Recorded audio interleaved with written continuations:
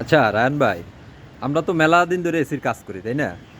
হ্যাঁ, তো কাজ তো করেন, কিন্তু এই যে আমাদের এক টেকনিশিয়ান সাহেব এসিটা লাগাইলো, জায়গাটা যদিও অন্তত খুবই রিস্কি জায়গা। এটা কি বাঁকা করে লাগাইছে? হ্যাঁ, এসিটা খুবই বাঁকা, এসিটা হয়তো ক্যামেরাটাতে তেমন বোঝা যাচ্ছে না, বাট তাকে যদি আপনি একটু ঝুম করেন, ঠিক মতো ঝুম করলে আসবে না, বাট আপনি খালি চোখে তাকাইলে দেখতে পারেন যে এসিটা কি পরিমাণে বাঁকা। সে শুধু পরিমাণ না, এই যে গ্যাপটা, এই গ্যাপটা যদি আমরা দূর থেকে দেখি, যদি 6 ইঞ্চি আছে, ওই দিকের গ্যাপটা চলে গেছে প্রায় 8 ইঞ্চি থেকে 10 ইঞ্চির কাছে। এই সিগুলো আবার ঠিক আছে হ্যাঁ, না? এই এসিগুলা যারা লাগাইছে ওরা খুব সুন্দরভাবে লাগাইছে, তবে জায়গাগুলো খুবই রিস্কি।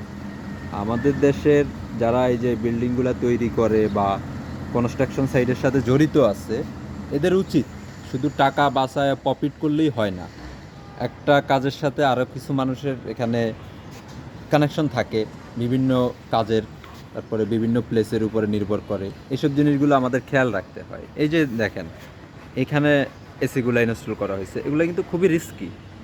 শুধু টেকনিশিয়ানদের জন্য কত বড় বিল্ডিং সেটা তো দেখানোটা তো একটা বড় বিষয়। যে দেখেন, উপর থেকে নিচ পর্যন্ত তারা কিন্তু এসিগুলারে চাইলে বারান্দায় সেটেল করতে পারতো, কিন্তু তারা করে নাই। মানুষের জীবনের কোনো মূল্য তাদের কাছে নাই, তারা মনে করছে যে আমার মতো যেভাবে মন চায় আমি সেইভাবে করব। তো বড় একটা বিল্ডিং,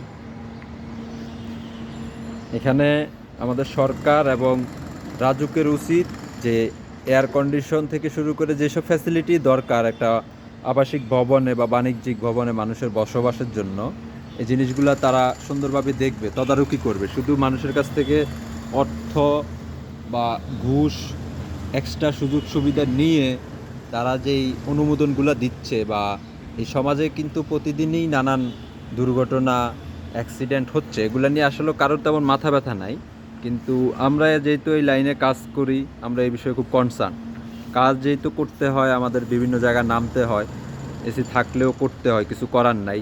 কাস্টমারও এখানে বিপদে আছে, যেখানে তাদের স্পেস নাই, তারা কিভাবে ব্যবহার করবে, তাদের তো প্রয়োজন। তখনই মানুষ এভাবে হাই রিস্ক নিয়ে এসিগুলো লাগায়। ধন্যবাদ।